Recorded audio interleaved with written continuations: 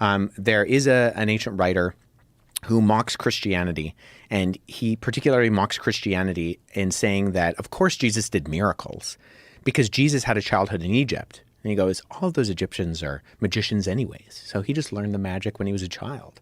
So he actually confirms, incidentally, two things: that the narrative in the Gospels where it says that the Holy Family fled to Egypt during the reign of Herod, he corroborates that he actually thinks that happened, and that Jesus did miracles. He just attributes the miracles to Jesus being a traveling magician anyways. And, anybody who lived in Egypt knows some magic. That is what's really fascinating, that the mindset of the people that lived back then was that whatever was going on in Egypt was so crazy that they had to be magicians.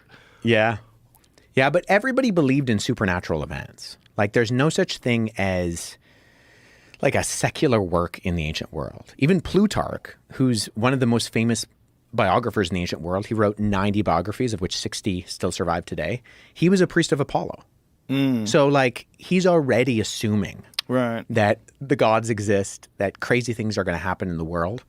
And so they didn't have a problem with people doing miracles or crazy things happening. Well, that's also why it's so interesting trying to put your mind into the context of people that lived back then when you try to interpret what these stories were all about, because they did believe in things that weren't real.